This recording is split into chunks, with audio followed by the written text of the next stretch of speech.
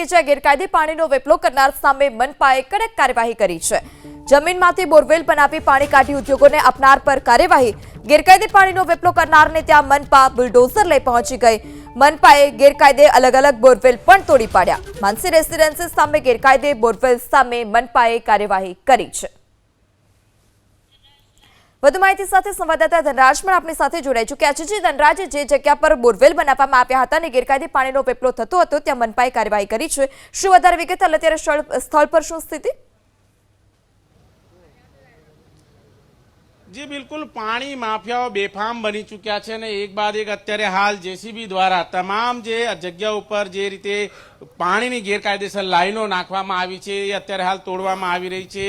जे प्रमाणे सूरत महानगरपालिका अंतर्गत आवतो आ जे डिंडोली विस्तारनो जे विस्तार छे ए विस्तारमां अत्यारे हाल आ प्रमाणे जे कारवाई छे पालिका द्वारा करवामां आवी ठेक ठेकाणे आ प्रमाणे જ્યારે લાઈનો છે રાખવામાં આવી છે ત્યારે સુરત મહાનગરપાલિકા એક સ્થળેથી બીજે સ્થળથી ત્રીજે સ્થળ અત્યારે જે રીતે જે પ્લોટો આવેલા છે એમાં ગેરકાયદેસર રીતે આ જે પાણીની લાઈન છે એ પાણીની લાઈન નાખવામાં આવી હતી। આ દ્રશ્ય જોઈ શકાય છે। પાલિકા અધિકારી છે એ એક બાદ એક તમામ જગ્યા ઉપર અત્યારે હાલ કાર્યવાહી કરી રહી છે। ત્યારે આ જગ્યા ઉપર કઈ રીતની આખી સ્થિતિ હતી આપણે અધિકારી મોજૂદ છે તેમની પાસેથી જાણ। સાહેબ, શું ફરિયાદ મળી હતી, કઈ રીતની કાર્યવાહી? ફરિયાદમાં કેવું છે કે સ્થાનિક આપણે અહીંયા આજુબાજુ સોસાયટીવાળા છે એમણે ફરિયાદો કરેલી હતી કે ભાઈ પાણીના ટેન્કર ચાલે છે। પાણીના ટેન્કર સ્થળ તપાસ કરતાં ખ્યાલ આવ્યો કે ભાઈ અહીંયા આપણે ગેરકાયદેસર રીતે જમીનમાંથી પાણીનું ખનન કરી રહ્યા હોવાનું ધ્યાન આવેલું। ત્યાર પછી આપણે એમને વોર્નિંગ આપવામાં આવેલી। ત્યાર પછી આપણે ફરિયાદો વધી ગઈ અને ટેન્કરોનો આપણે જે અહીંયાથી ભરવાના જે એમની સંખ્યા રીતે વધવા લાગી અને એના કારણે અમારા રોડ વગેરેનું ખાસું ડેમેજ પણ કરી નાખ્યું। એટલે એ ધ્યાન આવતા પાછી ફરિયાદના આધારે અમે પાછા અહીંયા આપણી ટીમ આપણે દબાણની ટીમ, લાઇટ વિભાગની ટીમ, પાણીની ટીમ મળીને અત્યારે આ બધી બોરો બંધ કરાવવાનું કામગીરી ચાલી રહેલી છે। એમાં લગભગ 3 પ્લોટ છે। 3 પ્લોટમાં આશરે લગભગ 4 ને 12 બોર આપણે બંધ કર્યા છે। જે 12 બોર મળી આવ્યા છે, પાલિકાને ખબર જ નહોતી કે અત્યાર સુધી આ રીતે વેપલો ચાલી રહ્યો હતો?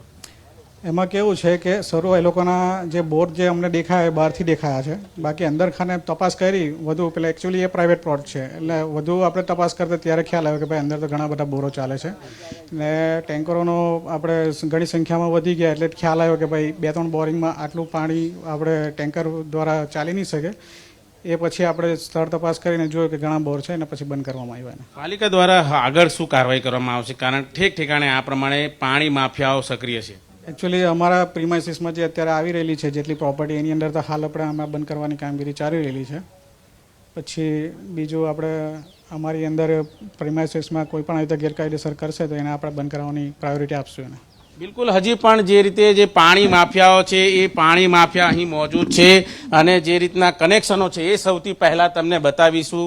કયા પ્રકારે જે પાણીનું જોડાણ હતું એ જોડાણ આપણે બતાવીશું। આખું પાઇપ છે, આ જોઈ શકાય છે।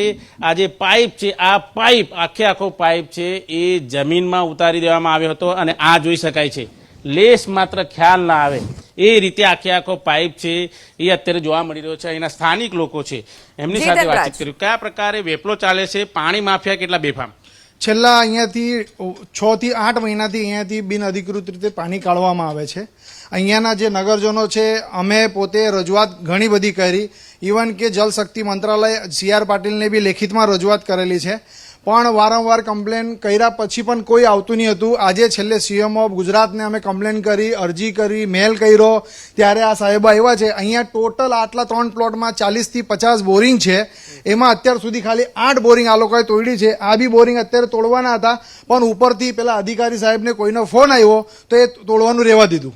જી બિલકુલ, તો અત્યારે જોઈ શકાય છે જે માફિયા છે, પાણીના માફિયા છે, જે જોડાણ કરવામાં આવતું હોય છે એ જોડાણ તમે જોઈ લો। આ આખા જોડાણ છે, આ રીતના જોડાણ છે અને આમાંથી જે પીવાનું પાણી છે એ પીવાનું પાણી ટેન્કરમાં જાય છે અને ત્યારબાદ આ ટેન્કર મારફત આ પાણીનું વેચાણ થાય છે। ત્યારે પાણી માફિયા બેફામ થઈ ચૂક્યા છે અને સુરત મહાનગરપાલિકાના અધિકારીઓ કુંભકર્ણની નિંદ્રામાં છે। જી ધનરાજ, માહિતી બદલ આભાર।